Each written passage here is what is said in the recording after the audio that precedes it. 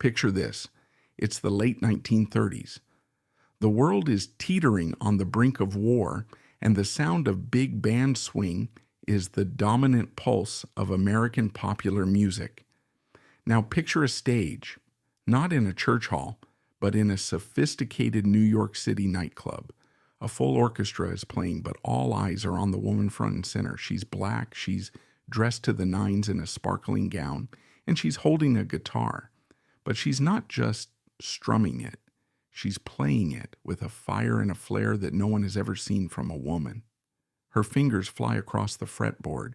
Her voice soars with the power of a gospel choir, and the sound she's making is something entirely new, a holy yet hell-raising racket that feels both sacred and profoundly rebellious. This woman was Sister Rosetta Tharpe, and if her name isn't as familiar to you as Elvis Presley, Chuck Berry, or Little Richard, then you've been told only half the story of rock and roll. What if I told you that the true architect of that world-changing sound wasn't a rebellious young man in the 1950s, but a gospel-singing, guitar-shredding prodigy from Cotton Plant, Arkansas, who was setting the template a full decade earlier? This is the story of the woman who put the rock and roll, the original soul sister, the forgotten founder, and the woman who can rightfully be called the godmother of rock and roll. It's a story of faith, fame, controversy, and a musical legacy that was almost erased from history. To understand the revolutionary sound of Sister Rosetta Tharpe, you first have to understand the world and the church that created her. She was born Rosetta Nubin on March 20th, 1915, in Cotton Plant, Arkansas. This was the heart of the Jim Crow South, a place of rigid segregation and crushing poverty for its black citizens. In this world, the church was more than just a place of worship. It was a sanctuary, a community center, a school, and a vibrant incubator of culture and art. Rosetta's mother, Katie Bell Nubin, was a devout member of the Church of God in Christ, or COGIC. The COGIC was not a place for quiet, solemn reverence.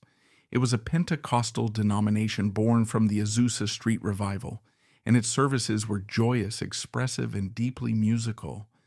This was a church where you were encouraged to feel the Spirit, to shout, to dance, and to make a joyful noise unto the Lord.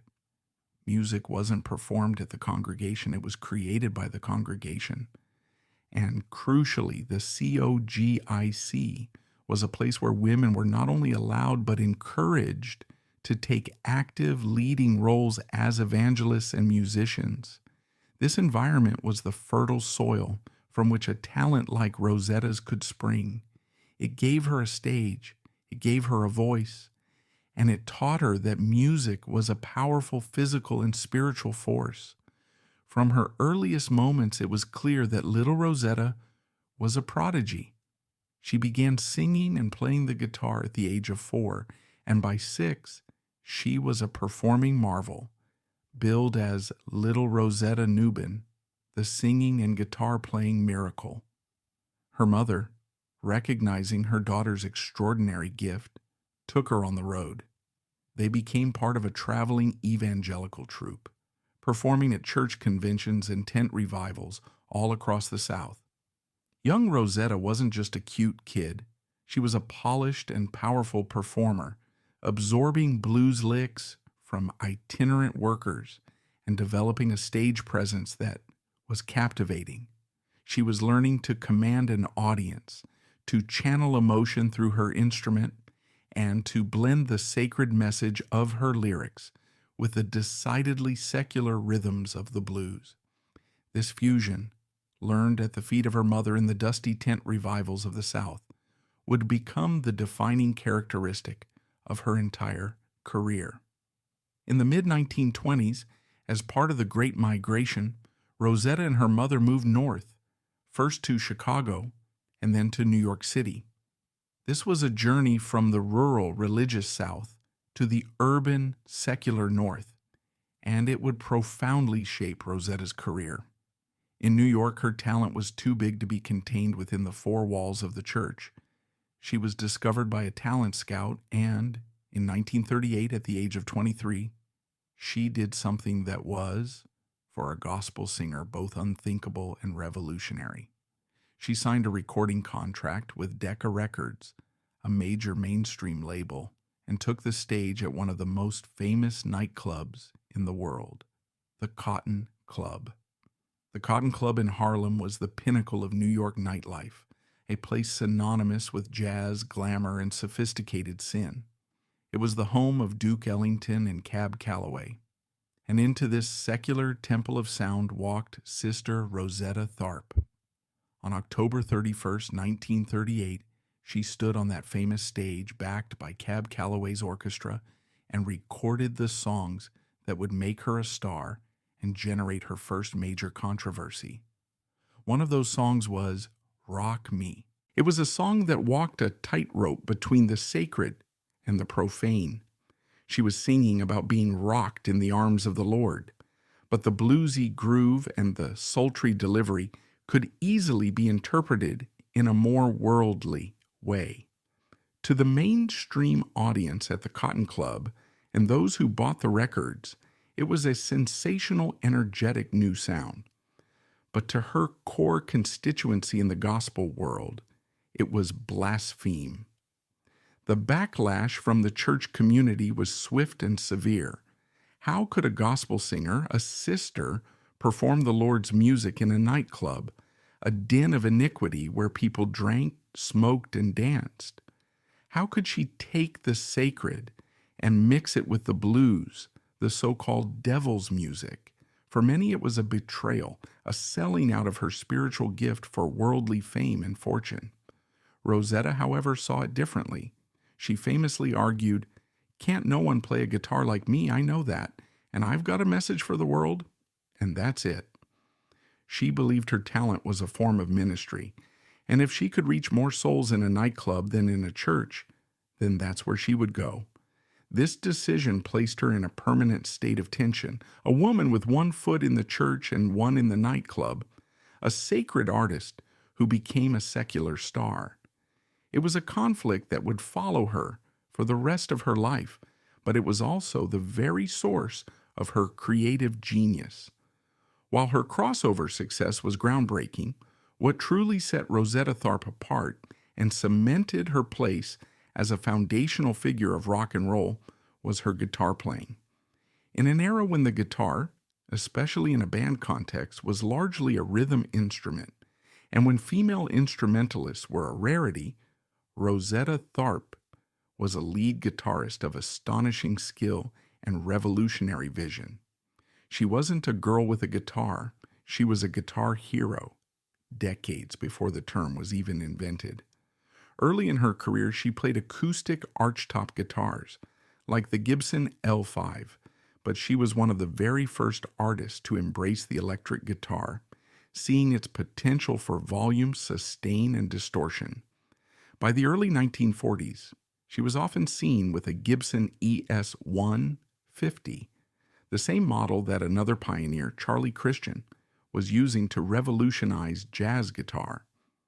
Later in her career, her most iconic instrument would become a white Gibson Les Paul Custom, which later became the SG Custom, a solid-body electric guitar that she wielded with absolute authority. Her style was a unique synthesis. Her left hand was pure blues, full of expressive bends and vibrato. Her right hand, however, often used a thumb pick and a finger-picking technique that came directly from the country and folk traditions of her Arkansas youth. The result was a sound that was both complexly melodic and fiercely rhythmic. She played with a confidence and a swagger that was simply unheard of. She would step forward for solos, her face alight with joy, and peel off riffs that were raw, aggressive, and full of bluesy fire. She was playing rock and roll guitar licks long before there was a name for them. Her popularity soared during World War II. She was one of only 2 black artists, along with Count Basie, to be chosen to record V-discs, special records made for soldiers serving overseas. Songs like Strange Things Happening Every Day, recorded in 1945, showcased this evolving style. With its walking bass line, boogie-woogie piano, and Rosetta's virtuosic guitar solo, many music historians consider it to be the first ever rock and roll record. It was a top 10 hit on the Race Records chart, the precursor to the R&B chart, further cementing her status as a crossover star. In the mid-1940s, Rosetta's career entered a new, incredibly successful and personally complex phase when she began performing with a young singer named Marie Knight. Knight had a deep, resonant contralto that perfectly complemented Rosetta's soaring soprano. As a duo, they were an absolute powerhouse. Their harmonies were intricate and electrifying, and their onstage chemistry was undeniable. They recorded a string of massive hits together, including Up Above My Head and Didn't It Rain, songs that became gospel standards and sold millions of copies. They were, for a time, the biggest act in gospel music, touring the country in a custom bus and playing to packed houses. But their relationship was deeper and more complicated than a simple musical partnership. Biographer Gail Wald, in her definitive book Shout, Sister, Shout, presents compelling evidence from friends and contemporaries that Rosetta and Marie were romantic partners. Rosetta's private life was an open secret in the music community. She had been married twice to men, but her most significant relationships were with women.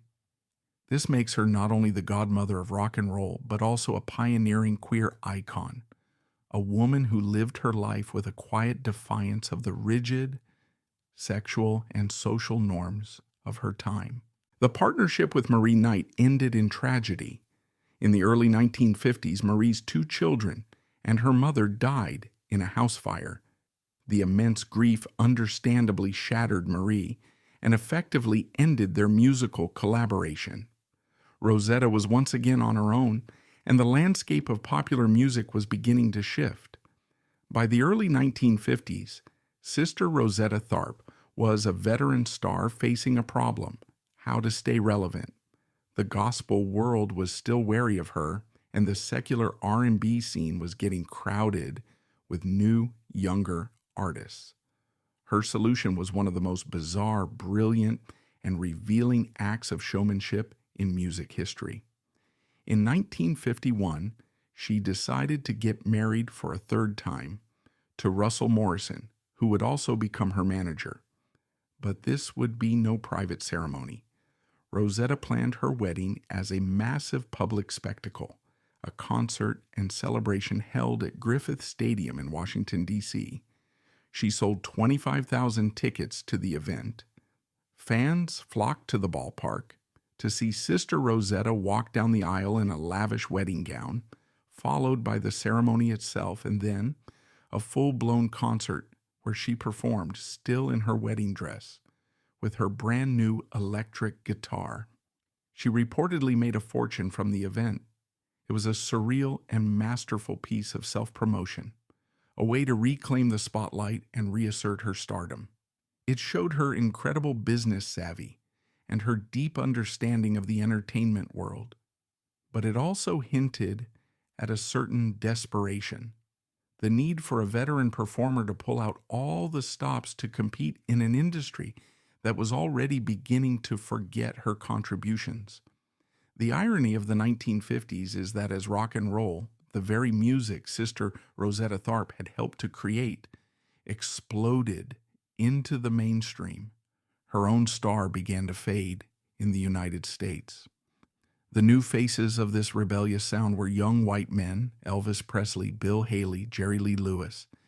They took the formula she had pioneered, the fusion of gospel fervor, blues structure, and electric guitar-driven energy, and made it palatable for a segregated mainstream white audience. The lineage from Rosetta to these founding fathers is undeniable and direct. A young Elvis Presley adored her music, and his hip-swiveling, energetic performance style owed a clear debt to her uninhibited uninhibited stage presence. Little Richard, who would later become the self-proclaimed architect of rock and roll, saw her perform as a child and was profoundly inspired by her flamboyant showmanship and powerful vocals. Johnny Cash, in his Rock and Roll Hall of Fame induction speech, recalled learning guitar by listening to her records and cited her as one of his earliest and most important influences. And Chuck Berry, the man who arguably wrote the book on rock and roll guitar, admitted that his entire career was just one long Sister Rosetta Tharpe impersonation. They all knew who she was. They all drank from the well she had dug. But as their stars rose, hers was eclipsed. She was the wrong gender, the wrong color, and from the wrong generation to be the face of the new youth rebellion. The industry she had helped to build wrote her out of its own origin story, and she found herself struggling for bookings in the country that she had musically revolutionized. But while America was forgetting her, a new audience was about to discover her across the Atlantic. In the late 1950s and early 1960s, a blues and folk revival was sweeping through Europe, particularly in the United Kingdom. Young British musicians were hungry for authentic American roots music, and promoters began organizing tours called the American Folk Blues Festival, bringing legendary blues and gospel artists to Europe.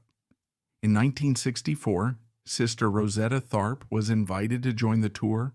The footage from this period is electrifying and has become the primary way that modern audiences have rediscovered her genius. The most famous clip shows her on a disused railway platform in Manchester, England, during a stop on what was called the Blues and Gospel Caravan. In the cold, drizzling rain, she steps out of a horse-drawn carriage, grabs her white Gibson SG, and launches into a blistering performance of Didn't It Rain? In front of a small crowd of young, awestruck British fans, she plays with a power and a joy that is simply breathtaking.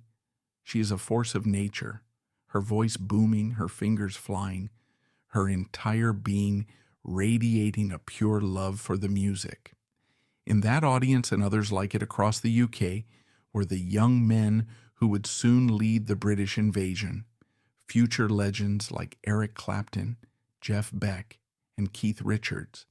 They were watching their own future being invented right before their eyes, played by a middle-aged black woman from Arkansas.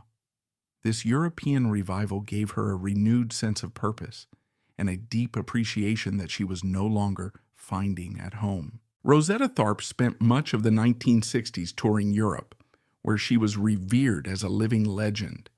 But her years of hard living and the physical toll of constant travel were catching up with her. She suffered from diabetes, and in 1970, she had a stroke. Later, complications from the diabetes led to the amputation of one of her legs.